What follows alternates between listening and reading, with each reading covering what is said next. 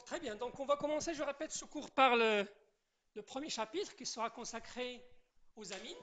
Donc on a trois chapitres à traiter, pardon, on a plutôt quatre.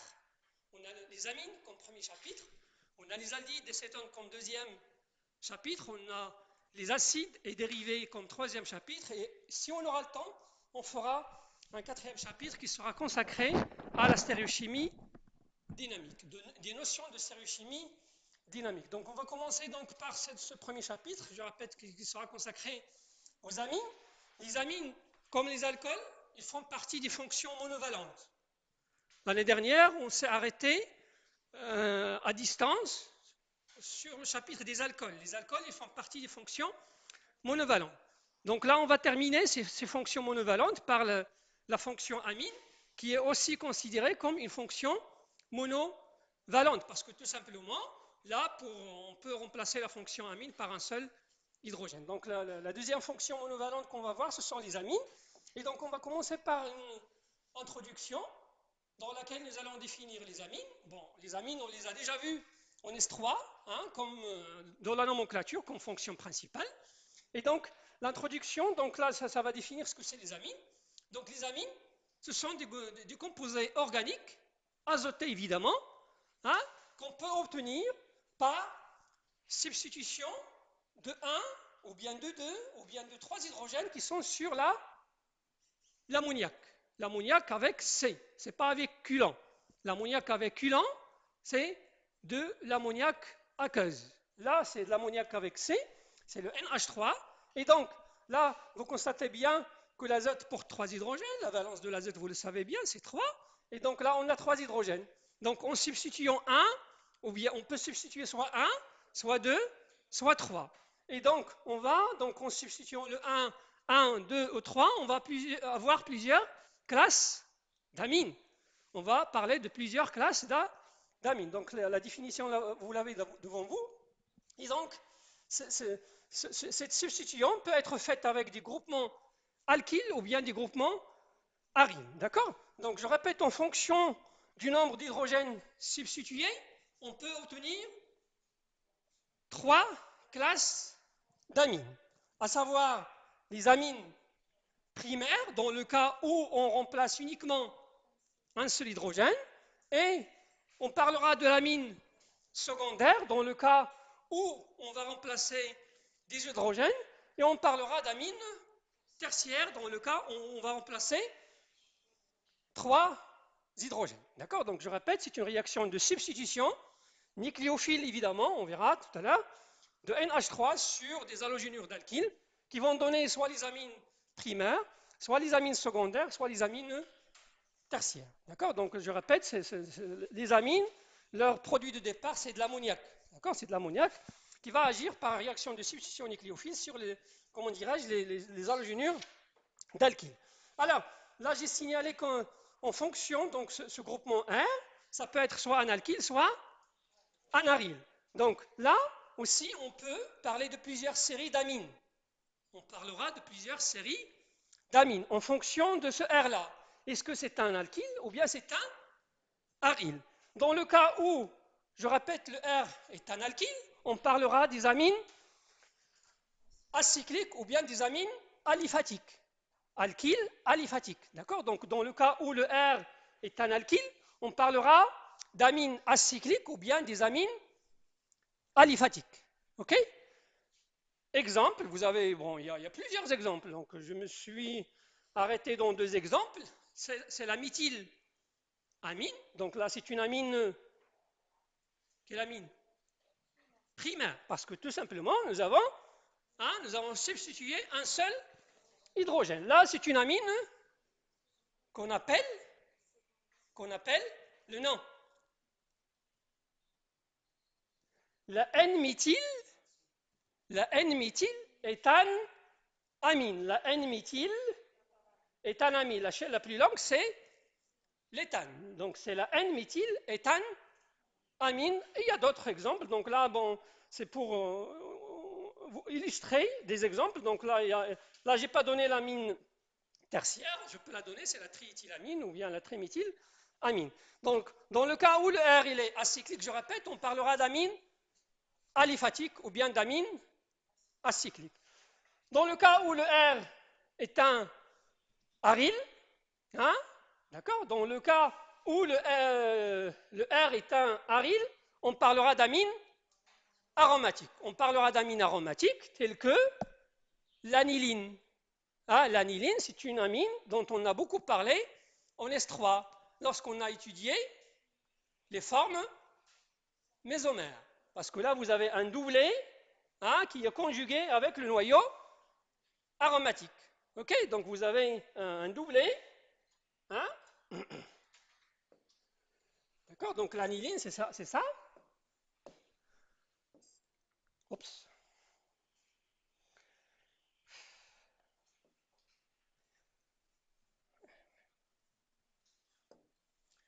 Toujours le même problème.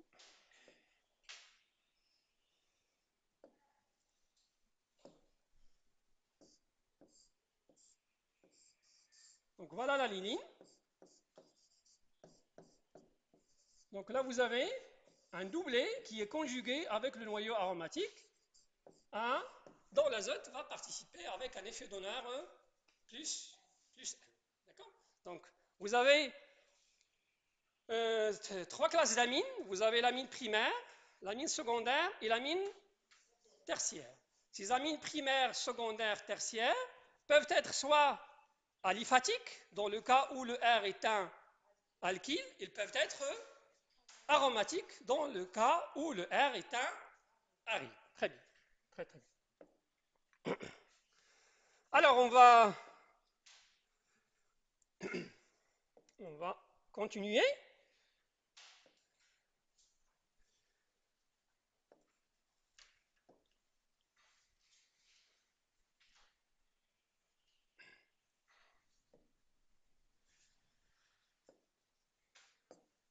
Alors, on va rappeler une propriété dont on a parlé beaucoup en S3, c'est l'acidité et la basicité. L'acidité et la basicité, tout simplement parce que là, en regardant les amines, surtout bon, toutes les amines, soit primaires, soit secondaires, soit tertiaires, on constate que l'azote dispose d'un doublet libre. L'azote dispose d'un doublet libre. Et ce doublet libre, on a vu qu'il peut jouer le rôle d'une base de Lewis. Il peut jouer le rôle d'une base de Lewis. Donc les amines, hein, les amines peuvent être utilisées, je répète, comme base de Lewis à cause du doublet libre qui est sur l'azote. D'accord. Donc en présence d'un H+, il peut être capté sans problème. D'accord. Aussi, donc voilà la réaction. Donc une amine qui peut être, je répète, soit primaire, soit secondaire, soit tertiaire. Les trois classes d'amines peuvent être utilisées comme des bases. Et on a vu donc comment la basicité augmente. La basicité augmente lorsqu'on a des effets donneurs plus I. Donc plus l'amine est substituée, plus il sera basique. Ça veut dire l'amine secondaire sera plus basique que l'amine primaire. Parce que là, vous avez deux R et dans l'amine primaire, vous avez un seul R. Donc la première propriété, je répète, c'est la basicité. Et donc la réaction, la voici. La deuxième, c'est le rôle de l'acide. Les amines peuvent jouer le rôle d'un acide, mais un acide qui est très très faible, parce que vous avez comment dirais-je,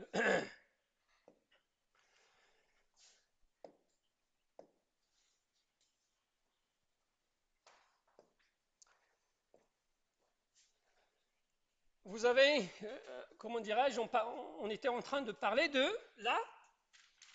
l'acidité, c'est bien ça? Alors, donc, je prends le cas de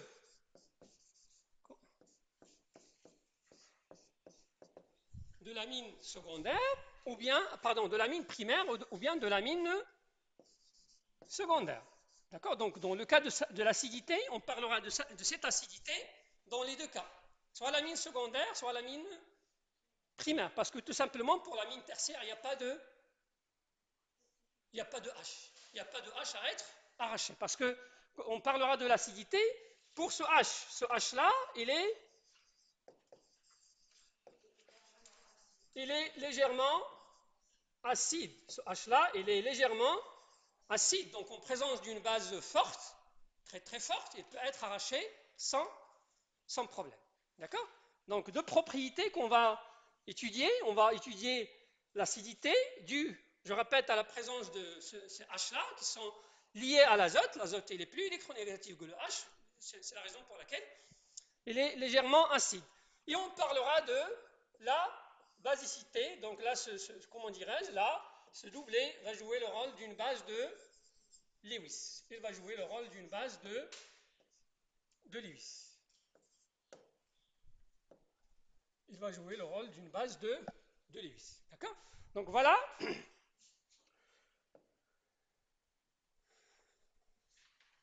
Alors, notez s'il vous plaît donc, cette remarque. Donc pour l'acidité, je disais bien, ce sont des acides très très faibles. Parce que tout simplement, l'électronégativité de l'azote n'est pas aussi élevée, n'est pas très élevée pour comment dirais-je, que les amines se comportent comme des acides forts. Une remarque qu'il faut noter, c'est la basicité. Donc on a beaucoup parlé de ça en S3. On a dit que les amines aliphatiques sont plus basiques que les amines aromatiques. Parce que tout simplement, dans les amines aromatiques, vous avez le doublet de l'azote qui est conjugué. Ça veut dire qu'il n'est pas disponible à 100%. Il n'est pas disponible à 100%. Les amines aliphatiques, je répète, sont plus basiques que les amines aromatiques, tout simplement parce que, je répète, dans les amines aliphatiques, le doublet de l'azote, il est présent à 100%. Il est toujours présent. Par contre, dans les amines aromatiques, là, il participe à la conjugaison. Exemple ici. Regardez là. Dans le cas des amines aromatiques, dans le cas des amines aromatiques, regardez le doublet de l'azote, il est comment? Le doublet de l'azote, il est conjugué. Parce qu'on peut faire l'effort limite. Je n'ai pas le temps de vous faire ça. J'ai pas le temps de vous faire ça, mais vous pouvez le faire chez vous. Donc, dans le cas des amines aromatiques, le doublet, il est conjugué, donc il n'est pas disponible à 100%. Par contre, dans les amines aliphatiques, regardez, le doublet, il est toujours présent. Le doublet, il est toujours présent. De plus, vous avez des effets donneurs. Vous avez des effets donneurs qui augmentent la basicité. Là, vous avez 2, et là, vous avez 1. Quel est le plus basique ici? Très bien. Celui-là, il est plus... Si on compare les 3, évidemment. Suivi de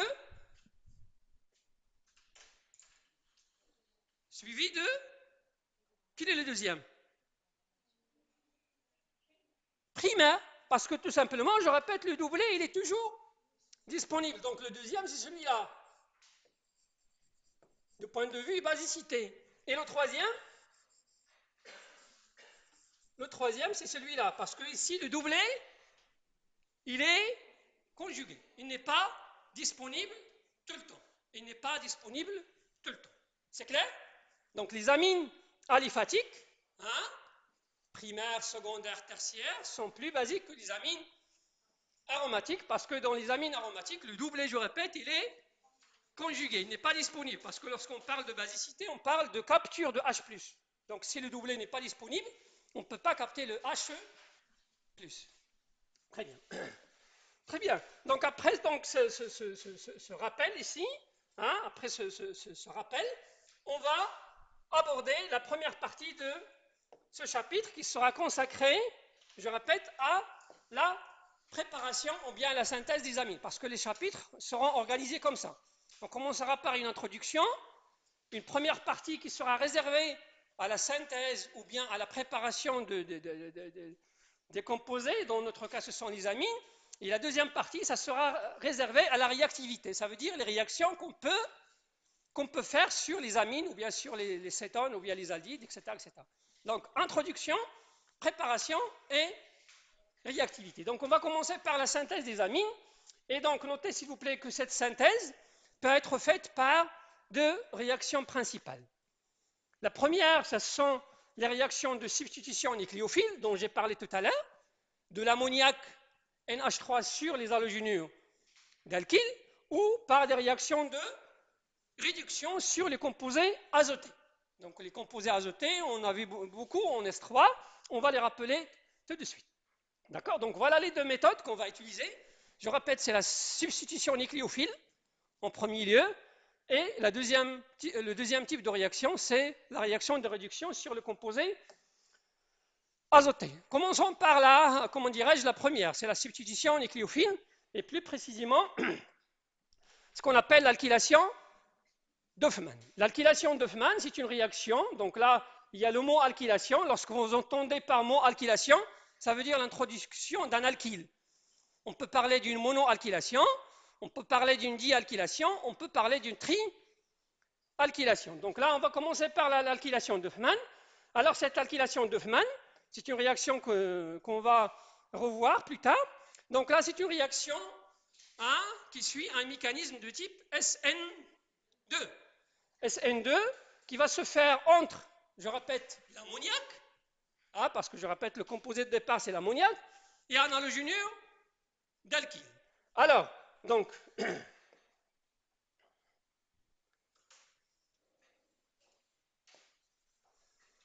l'ammoniac, pourquoi l'ammoniac? Pardon.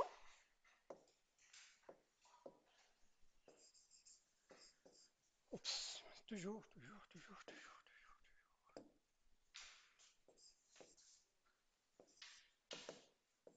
OK?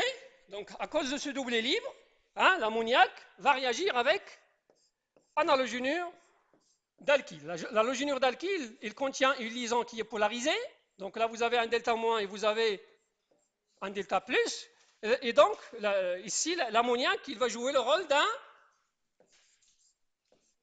d'un nucléophile non chargé. Rappelez-vous, on a parlé de nucléophile chargé et de nucléophile non chargé. Donc là, l'ammoniac va jouer le rôle d'un nucléophile non chargé à cause du doublé libre. D'accord? Donc, par ce doublé, je répète, comment dirais-je, l'ammoniac va attaquer le R+, oui, très bien. Et donc, on va obtenir R, N, H, H, H, plus X au moins. OK? Donc, la réaction va passer par cet intermédiaire. Cet intermédiaire qui va réagir avec de l'ammoniac, parce que dans le milieu, on a toujours de l'ammoniac. On a toujours de l'ammoniac. OK? Oups. Et donc, en présence de l'ammoniac, NH3, alors, dans la première réaction, je répète, l'ammoniac, il a joué le rôle d'un, parce qu'il a attaqué par le doublé, comment dirais-je, un site électrophile. Ici, l'ammoniac, il va jouer quel rôle?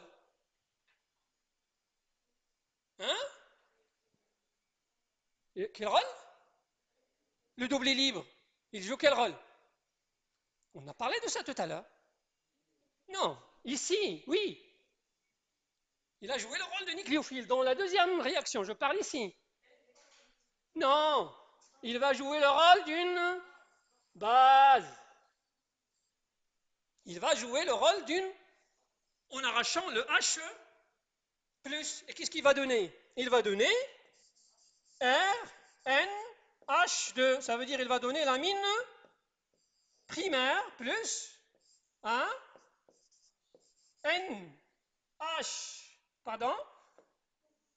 NH4 plus NH4 plus X au moins. D'accord? Donc sachez qu'il y a des bases qui peuvent jouer aussi le rôle d'un nucléophile. Il y a des bases qui vont jouer le rôle d'un nucléophile, mais il y a des bases qui ne jouent que le rôle de la base. Ok? C'est clair? Donc le cas de l'ammoniac, il peut jouer et le rôle d'un nucléophile en effusion des réactions de substitution nucléophile d'ordre 2 dans notre cas, il peut jouer le rôle d'une base en arrachant un H+. Donc l'alkylation d'Hoffmann, donc regardez là, qu'est-ce qu'on a introduit? On a introduit un groupement alkyle. On a introduit un groupement alkyle, et d'ailleurs, c'est de là où vient le nom de l'alkylation d'Hoffmann. Donc ce qu'on a fait là, on a fait une mono-alkylation. on a fait une monoalkylation. Parce que je répète, l'alkylation, il peut être mono, il peut être bi, il peut être tri. Ça dépend du nombre d'hydrogènes que vous avez substitué. Ok? Donc là, c'est une monoalkylation. Et donc la réaction va continuer en présence donc de Rx. Hein? Donc on va obtenir RNH1. Et là, c'est une amine secondaire. Donc là, ce qu'on a fait là, on a fait une dialkylation. Et la réaction peut continuer en présence donc d'un deuxième équivalent de Rx. On peut aller jusqu'à la préparation de l'amine tertiaire. Là, on parle d'une trialkylation. D'accord? C'est de là où vient le nom de l'alkylation d'Huffman. L'alkylation d'Huffman, parce que là, on introduit à chaque fois du groupement alkyle. D'accord? Donc, je répète, on peut introduire un, et dans ce cas-là, on parlera d'une monoalkylation, et donc la préparation de l'amine primaire. Lorsqu'on va introduire deux groupements alkyles, on parlera d'une dialkylation, et dans ce cas-là, on obtiendra les amines secondaires. Et dans le cas où on va introduire 3, c'est une trialkylation, et il s'agira de l'amine, comment dirais-je, de l'amine tertiaire. Ok? Très bien. Alors, le problème, il y a un problème dans cette réaction. Le problème de cette réaction, c'est que c'est une réaction qui peut mener, comme j'ai écrit sur le, comment dirais-je, le tableau, il peut mener à l'amine primaire et à l'amine secondaire et l'amine tertiaire. Ça veut dire 3 composés. Et la bête noire en chimie organique, c'est pas en chimie organique uniquement, c'est de séparer les mélanges. Plus il y a de mélanges à séparer, plus il y a d'argent à gaspiller, plus il y a d'efforts à fournir, plus il y a de temps à consacrer, il y a plusieurs choses à donner. Et donc, là, je répète, c'est ça l'inconvénient de cette réaction. L'inconvénient de cette réaction, c'est que c'est une réaction qui peut donner et l'amine primaire, et l'amine secondaire, et l'amine tertiaire. Ok? Il peut donner et l'amine primaire, et l'amine secondaire, et l'amine tertiaire. Mais ce problème, on peut le résoudre. Parce que regardez, là, les réactifs de départ, ce sont l'ammoniac et l'halogénure d'alkyle. Il suffit de contrôler la quantité des réactifs. Il suffit de contrôler la quantité des réactifs. Parce que regardez, pour obtenir l'amine secondaire et pour aller jusqu'à l'amine tertiaire, il faut qu'il y ait toujours dans le milieu un halogénure d'alkyle. S'il n'y a pas d'halogénure d'alkyle, la réaction ne peut pas avancer. La réaction ne peut pas avancer. Ça veut dire qu'elle va s'arrêter au stade de l'amine primaire. C'est clair? Parce que je répète, pour que la réaction continue vers l'amine secondaire et l'amine tertiaire, il est indispensable que l'halogénure d'alkyle soit dans le milieu. Donc, s'il n'y a pas d'halogénure d'alkyle dans le milieu, automatiquement, la réaction va s'arrêter au stade de l'amine primaire. Donc, je répète, l'obtention de ce mélange peut être résolue en jouant sur la quantité de l'ammoniac. Pour s'arrêter au stade de l'amine primaire, il suffit de travailler avec un excès d'ammoniac. Si vous travaillez avec un excès d'ammoniac, vous allez consommer la totalité de Rx. Et par conséquent, lorsque l'amine primaire sera formée, il ne va pas trouver devant elle l'halogénure d'alkyle pour qu'il évolue vers l'amine secondaire et l'amine tertiaire. Ok? Très bien. Donc cette méthode, je répète, n'est pas bonne. Voilà le problème. Mais je répète, ce problème peut être résolu.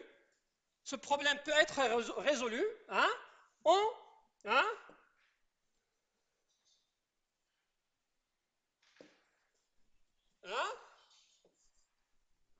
ce problème peut être résolu. Donc si on travaille avec un excès de NH3, on va obtenir uniquement quoi? L'amine primaire. Très bien. Et donc, dans le cas contraire, ça veut dire si vous avez de l'halogenure d'alkyle en large excès, il faut s'attendre à la formation du mélange. Ça veut dire amine primaire, amine secondaire et amine tertiaire. C'est clair? Très bien.